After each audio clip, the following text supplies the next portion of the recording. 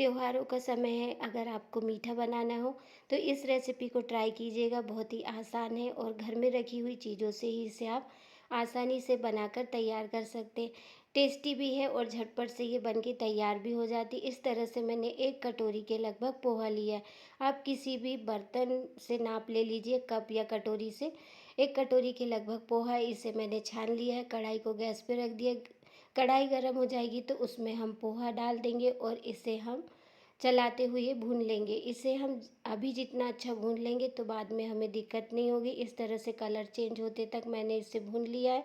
जब ये हाथ से इस तरह से टूट जाए तो पोहा हमारा भून के तैयार हो गया है। इसे हम एक अलग प्लेट में निकाल लेंगे और थोड़ी देर के लिए इसे ठंडा होने देंगे। जब तक हम आगे की तैयारी कर लेते, इस तरह से मैंने एक नारियल लिया है, इसे हम कद्दूकस कर लेंगे। अगर आपके पास में किसा हुआ नारियल का बुरादा है तो आप वो ले लीजिए, पर मेरे पास नहीं था। इस तरह से मैंने नारियल को कीस लिया, एकदम बारीक साइड से इसे कीसेंगे। पोहा भी हमारा ठंडा हो गया है। 1 कटोरी के लगभग पोहा है, आधी कटोरी के लगभग नारियल का बुरादा है। इसे हम मिक्सी जार में डाल लेंगे और इसका हम एक पाउडर बनाकर तैयार करेंगे। पाउडर एकदम बारीक पीसेंगे, पल्स मोड पे पीसिएगा। बहुत ही आसानी से इसका एकदम बारीक सा पाउडर बन के तैयार हो जाता है। देखिए इस तरह से। अब ये कढ़ाई गर्म है, इसी कढ़ाई में इस तरह से मैंने जो नारियल का बुरादा था इसे भी ऐड कर दिया है। इसे भी हम 1 से 2 मिनट के लगभग भून लेंगे।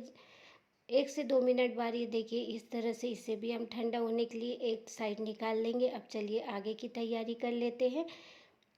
एक पैन को मैंने गैस पे गरम होने के लिए रखा है। 1 कटोरी के लगभग हमने पोहा लिया था, जिसका आधी कटोरी के लगभग पाउडर बन के तैयार हुआ है और आधी कटोरी के लगभग ही नारियल का बुरादा है। इसमें हम आधी कटोरी के लगभग ही चीनी डालेंगे। अगर आपको मीठा पसंद है तो चीनी की मात्रा को बढ़ा लीजिए। पैन में मैंने इस तरह से चीनी डाल ली है और इसका हम एक कैरेमल बनाकर तैयार करेंगे। कैरेमल देखिए इस तरह से बन के तैयार हो गया। इसे मैंने थोड़ा डार्क ही बनाकर तैयार करा था इस तरह से। पूरी चीनी हमारी मेल्ट हो गई है। अब इस तरह से मैंने 1 कटोरी के लगभग दूध लिया है। किसी भी कप या कटोरी से आप ज़रूर नापिएगा, इससे कि सही मेजरमेंट रहेगा और आपका मिठाई बिगड़ेगी नहीं। अगर आप किसी भी अलग अलग बर्तन से नापेंगे तो ये बिगड़ भी सकती है। इसमें मैंने 2 कटोरी के लगभग दूध डाला है और इसे चलाते हुए पका लेंगे। कैरेमल का जो इस तरह से ऐसा लग रहा है कि ये स्पंजी जैसा ये कड़क सा लग रहा है, पर दूध में जब उबाल आएगा तो ये बहुत ही अच्छे से मेल्ट हो जाएगा। दूध में उबाल आ गया है। इसे दूध में उबाल आते तक हम दूध को पका लेंगे। अब इसमें जो हमने ना पोहे का जो पाउडर बना के रखा था वो ऐड कर देंगे और इसे चलाते हुए पका लेंगे। इसे स्पीड से चलाइए, इसमें लम्स नहीं पड़ना चाहिए। इस तरह से मैंने एक साथ ही पूरा पाउडर डाल दिया था, आप थोड़ा थोड़ा करके डालिएगा। वैसे लम्स नहीं पड़े थे। देखिए इस तरह से इसे चलाते हुए मुझे 1 से 2 मिनट के लगभग हो गए हैं और ये गाढ़ा भी हो गया है। इसमें हमने जो नारियल का बुरादा भून के रखा था वो ऐड कर देंगे। बहुत ही टेस्टी मिठाई ये बन के तैयार हुई थी। मुझे भी नहीं पता था इतनी टेस्टी बनती है ये मिठाई। इस तरह से इसे चलाते हुए मैंने पका लिया है। चलाते हुए आप 3 से 4 मिनट के लगभग इस तरह से पका लीजिए। इस तरह से जब इसका बैटर गाढ़ा सा हो जाए तो इसमें हम 2 चम्मच के लगभग घी डाल देंगे। घी डालने से इसका टेस्ट भी बहुत ही अच्छा आएगा, कलर भी अच्छा आएगा और ये 8 से 15 दिन तक ख़राब भी नहीं होगी। इस तरह से इसे चलाते हुए मुझे 5 मिनट के लगभग हो गए हैं। जब ये बैटर पैन को छोड़ने लग जाए तो ये पक के तैयार हो गया है ना। कितनी आसान सी मिठाई और बहुत ही झटपट से ये बन के भी तैयार हो जाती है। जब भी आपका मीठा खाने का मन हो तो इस तरह से आप पोहे वाली मिठाई बनाकर तैयार कीजिए।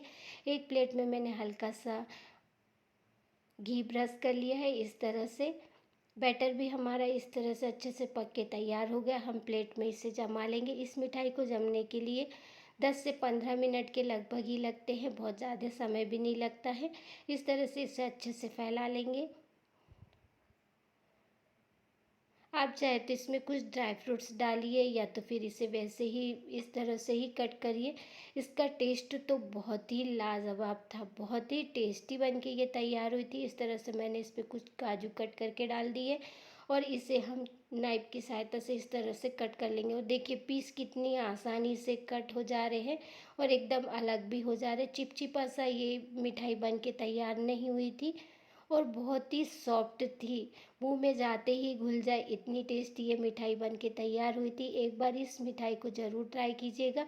इस रक्षाबंधन पे भाइयों के लिए इतनी सस्ती मिठाई मत बनाइएगा, पर इस तरह से सावन के महीने में एक बार इस रेसिपी को ज़रूर ट्राई कीजिएगा। बहुत ही झटपट से बन के भी तैयार हो जाती है और खाने में टेस्टी भी लगती है।